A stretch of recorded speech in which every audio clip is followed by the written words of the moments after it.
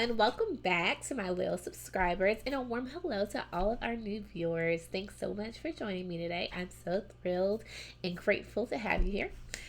If you don't know who I am Dr. Jasmine. I am a naturopathic doctor, and I'm here with you to share my knowledge on natural health, especially as it pertains to our hair and how it grows. So if you've been with me over these last few videos, you know I've been discussing one of the key root cause areas of why maybe we're not seeing adequate hair growth, and that's lifestyle or our environment, right? And how that affects our system, how that increases a nutritional need, how that increases inflammation and dysfunction, and just ways that we can start identifying those things in our life that may be adding to that toxic burden or a toxic cup. Today, I want to focus on those next two phases. So, phase 1 and 2 of detoxification in our bodies. And if you remember from previous video, phase 1 and 2 actually happen most often in your liver. And this is when we get kind of a biotransformation and tagging for excretion out of the body. So these two steps are very important, and they do work hand in hand. So phase 1, this phase is also known as kind of like a functionalization phase. It's basically when the body adds oxygen to a reactive site on the toxic compound, right? So it's basically saying, okay, this shouldn't be here. Let me add this oxygen to the reactive site and get it prepared for phase 2. Phase 2 is what's called conjugation, or basically adding a water-soluble group to that now reactive site on that toxic compound, so that now your body knows, okay, this was toxic, this has now been conjugated, we need to get this out of the system so it's no longer harming you. So phase 1. Phase 1 is a collection of enzymes, or superfamily, if you will, of enzymes called the cytochrome P450 or CYP450. And this is basically just a collection of various enzymes, all encoded by our genes, that are the first defense system employed by your liver to biotransform everything we get exposed to. So things that are endogenous, like our steroid hormones, also things like xenobiotics and pharmaceuticals that we may be exposed to, that we may be taking. This is typically located in the liver, but it also happens in our kidney, our lungs, even the brain. These reactions are actually going on all over our body, but most concentrated in the liver. Now, in this process, these enzymes are doing things like oxidation, peroxidation, they're doing reduction and other types of hydroxylation type reactions to prepare these toxins for phase 2. Now, the enzymes that we are using and that are encoded for in our body have the ability to metabolize about 90% of currently used drugs. Okay, so any like pharmaceutical that you're using are going through these CYP P450 enzymes. Like they're all, majority of them are going through these pathways. So it's very important to make sure that these are actually working very well to help biotransform, so things aren't building up, whether they be medications that we're taking, toxins we're aware of, or ones that, again, we're not aware of. So how do we support these, right? We have all these enzymes. We're, being affected by what's coming in. How do we actually support the upregulation of these enzymes so that they're working better? And this is important because some of us actually have genetic polymorphisms, or basically mutated genes that aren't working as well, and make us more susceptible to certain conditions, certain cancers, and more susceptible to the negative effects of certain toxins. So in the context of hair growth, there is a specific gene in the CYP1 group. So it's the actual gene is called CYP1B1, and a polymorphism there actually increases your risk of hair loss. So this is very important to what we're talking about, what we're discussing, what we're trying to learn, and how we can upregulate that is very important just moving forward. So in our CYP1 group or family, foods that are going to help support these enzymes are things like chicory roots.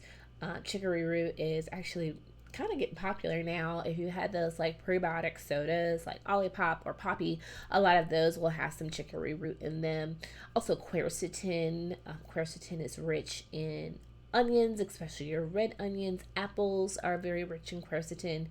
Also broccoli, rosemary, garlic, and fish oil. These are all great to upregulate how well we're tagging these things and getting them ready for phase two. In the second family of the CYPs, we have ellagic acid. This comes from berries, pomegranates, grapes, walnuts, black currants. These foods are very high in this compound that's going to stimulate these enzymes. Other things that you can be adding to your diet are going to be green tea and black tea. Sulforaphane from cruciferous veggies, so like the broccoli. Also think about the Brussels sprouts and cabbage and kale. These are also going to be very high. MCT, so those medium chain triglycerides we get from coconut and coconut oil help. Resveratrol is a very potent compound that's coming from grapes, our red wines, peanuts, and even soy products. And then there's a really nice compound, I think doesn't get a lot of shine, but it's called chrysin. Chrysin also helps this process, and it comes from honeycomb and honey.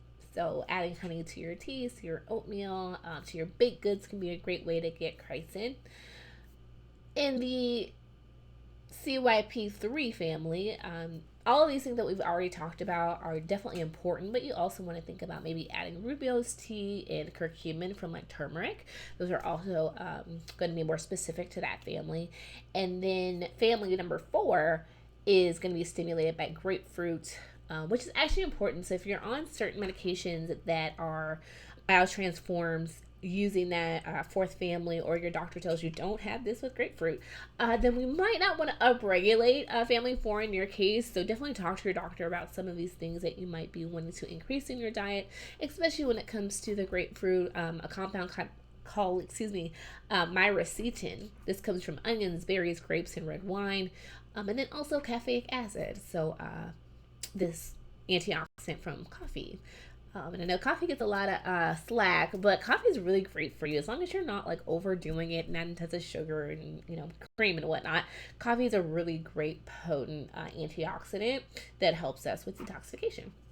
So these are some of the foods that we want to eat regularly to help support phase 1.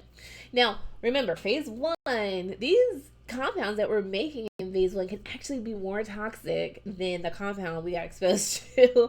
So we do want to make sure that even though we're upregulating phase 1, we're also upregulating phase 2 simultaneously, so that once those compounds are produced, we can tag them and get them out. So phase 2 is different than phase 1 in that it is a conjugation phase. Okay, so this is actually adding a group to the phase 1 product that basically tells your kidneys, your gut, get rid of this. This no longer needs to be here. So there's a few different enzyme families that are used here. The first one is called UDP, glucuronyl transferase. Ooh, it's a mouthful. This one helps to, again, kind of biotransform these toxins in the urine and feces for elimination. And it's really playing a big role in metabolizing our steroid hormones. So those estrogens and testosterones and progesterones and DHT, this definitely gets metabolized using these enzymes. So if you do have like that hormonal piece, again, if you're getting like chin acne, unwanted hair growth, ladies or guys, if you're seeing like thinning at the crown, or you're seeing kind of that common male pattern baldness, that might be a sign that your hormones are a bigger role for you. So these compounds, foods that I'm going to be listing off here in a minute, a second, these are going to be ones you'll really want to focus on. So one antioxidant is called ferulic acid. This is found in whole grains, so not like your white rices and your white sugars and your white pastas, but more in like your brown rice, your black rice, your whole grain, whole wheat type of pasta spreads and things like that. Roasted coffee, tomatoes, asparagus, olives, peas, and citrus. So those are foods that we want to have regularly. There's another antioxidant called astaxanthin. This is found in algae, yeast, salmon, trouts, krill, shrimp, and crayfish. So a lot of your seafood, you'll find this nutrient. There's a tea called honeybush tea that also helps stimulate these guys. Dandelion as well will stimulate this particular enzyme group. The next group I want to highlight is your sulfotransferases. Excuse me, these are getting to me today. The sulfotransferases are basically transferring a sulfur group to this compound from phase one. This can happen in your liver, but also in the intestines, also your adrenal gland, the brain, and your skin. So this is happening all over. And something really nice about these is that when we're increasing the sulfotransferase activity, we are reducing the effect of some of these like xenoestrogens and these environmental chemicals that can eventually lead to interference with our thyroid hormone, estrogen, and androgen levels, or like that DHT. So, things that we know are negatively impacting hair growth, if we can make sure that we're processing out these chemicals, we can take a lot of stress off of that hormonal piece that is connected to our hair. So things that are going to induce the sulfotransferases, things that are going to upregulate are going to be coffee and caffeine. So black tea, green tea, coffee, cocoa. So, you're good. Dark chocolate. Having that occasionally is good for your health. Also, the bioactive form of vitamin A or retinoic acid. So think about like your carotene, your carrots, and your sweet potatoes. Anything orange, yellow is going to be rich in carotene. Meat products, so things like liver. If you like liver, not my favorite, I'll be honest. I probably only get liver if I'm eating it in my mom's dirty rice. She makes the best Cajun dirty rice with liver. Oh, it's amazing. So that's the way I get it, honestly. You can also do like desiccated liver. That's something, you can always talk to your doctor about if you want to add that. Other ways are like fish, eggs, other non-animal protein sources are going to be apples, apricots, artichokes, arugula, asparagus. So really loading up your diet with these good fruits and veggies will just make sure that we're getting those good compounds at high levels. And then because sulfotransferases require sulfur, we want to make sure that we're eating foods that are rich in sulfur. And this can be both animal and plant-based. So animal products, really anything that's high in methionine or cysteine, these are amino acids that require sulfur to be made. So fish and other shellfish, lamb, beef, chicken, pork, fowl like duck, goose, turkey, eggs, and even cheese. Legumes. So for all of my plant-based eaters out there, my vegans, lentils, peas, butter beans, increasing those. Grains, so barley, oats, veggies, so those good cruciferous. Again, we're coming back to that broccoli, that cabbage, even like horseradish and Brussels sprouts are going to be super rich in sulfur as well. And then nuts and seeds, those Brazil nuts, almonds, peanuts, walnuts, and then some spices that you can consider up regulating your like cooking, or mustard seed and ginger. Now, this next one is probably my favorite phase 2 detoxifying enzyme. It's the glutathione transferases. And the reason why I love this one so much is because glutathione detoxifies just about anything. It's a really good detoxifier. So I definitely like to make sure that people are focusing on this one. And I have a lot of like functional testing that I can do to get some insight around how well this particular process is working, so I can be a little more targeted and pinpointed with people with this guy. But glutathione is one of our major antioxidants that helps us detoxify. So if we can make sure we're making this at the correct rate, we can, just upregulate that process, tag these things, and get them excreted. So some of the nutrients to think about in your diet, genistein, this compound comes from fermented soy. So things like miso or tempeh are very high in it. Foods or herbs you can consider are fresh dill weed, fresh parsley, parsnips, and even carrots are going to be very high and stimulating in that glutathione transferase group of enzymes. Ghee, or that clarified butter, is very helpful here as well. Some vitamins and minerals, some minerals and no, I was right. Vitamins, minerals, and amino acids. That's what it was. The amino acids that are helpful here. You want to think about vitamin B6. So this is going to come from like turkey, pork, chicken, amaranth, lentils, pistachios, sunflower seeds, garlic, and prunes. Magnesium. Magnesium is needed for like over 200 reactions in your body. So you definitely need this guy. Your nuts, your seeds, your beans, whole grains, avocados, bananas, even chocolate is a great source of magnesium. Selenium, this guy is required to reduce that form of glutathione to get it into an active form. So Brazil nuts, pork, turkey, lamb, chicken, and eggs are going to be very high. Now, there are certain amino acids, because glutathione is basically a complex of amino acids. It's a tripeptide, so it's made out of glutamine, glycine, and cysteine. These are the three that come together to make this guy. So really anything that has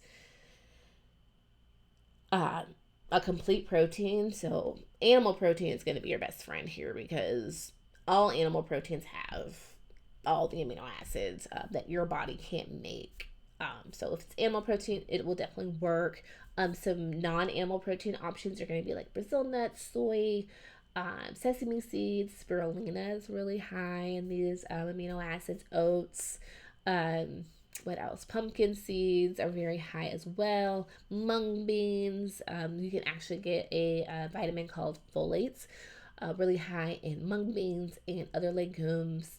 Quinoa, spinach, avocados, mustard greens, and then some other another nutrient that we need for glutathione is called alpha lipoic acid, and that's going to be high in spinach, broccoli, tomatoes, peas, Brussels sprouts. Right? And then just for like overall support, some of these foods that are very functional in helping us to make it more readily are going to be turmeric, milk thistle, cruciferous veggies, and then artichokes. Right? Then you have amino acid transferases. So kind of like glutathione, it requires a lot of amino acids, but this is like the direct binding or conjugation of an amino acid to that phase 1 product. So glycine, taurine, glutamine, ornithine, arginine, these are all the amino acids that are used most often in this process. I'm not going to list all those foods because, again, it's just really just getting those good protein-rich foods that we've already talked about, and then some of those nutrients like folate and magnesium. And then there's a couple of other enzymes that I want to hit on. One is the N-acetyltransferase. This particular one is actually upregulated by quercetin. So I know we talked about that a little earlier, but quercetin is high in onions and apples, and like research has shown about 500 milligrams significantly increases this particular enzyme. So that might be something nice, especially, it's allergy season. If you're feeling the allergies, quercetin is also great for allergies. So it's a double hitter there. And then the last one I want to hit is methyltransferases. So if you're familiar with like the COMT enzyme and the MTHFR enzyme, you probably already know about the methyltransferase reactions. But this is basically the addition of a methyl group to that biotransformed phase 1 product for tagging. Now, some of us can't do this very well. Some of us don't methylate. And so we're more susceptible to toxins, and those genes that I mentioned, COMT, MTHFR, etc. These are going to increase our risk of certain conditions, especially when it's related to like our hormones, because methyltransferase reactions are very needed in that estrogen or hormonal detoxification. So if this is something that you're dealing with, you really want to focus on those good protein rich foods. That's where like methionine is coming in and helping with that process, but also B12, B6. There's some lesser known nutrients that are needed like betaine, TMG. These particular products help us to be more efficient in our ability to methylate and then thus detox. So other foods that, of course, you know, in addition to what we already talked about, but think about beets, rye, bulgur, barley, sweet potatoes, and then beans. Get your beans in, guys. Don't be afraid of your black beans and kidney beans and lentils and chickpeas and whatnot. These are so nutrient dense.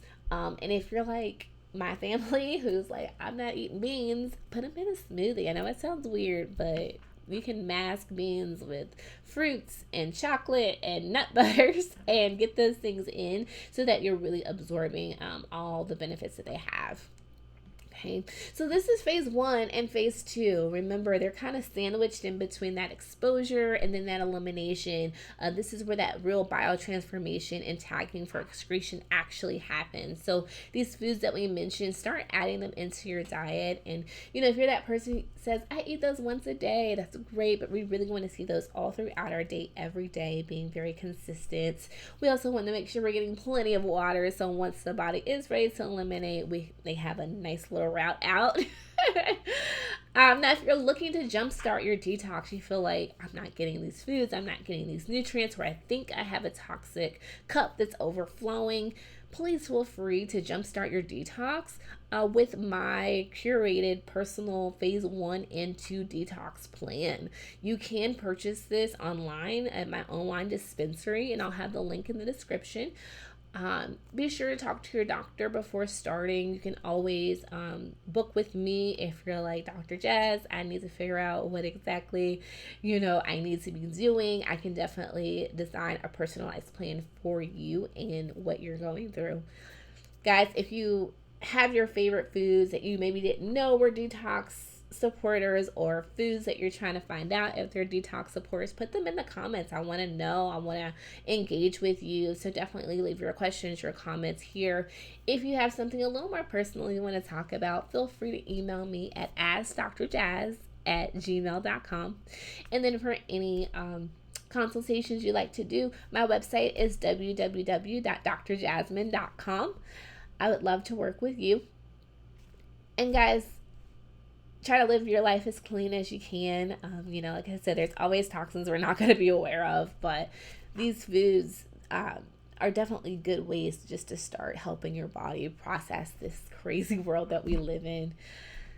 All right, guys, thanks so much for joining me again.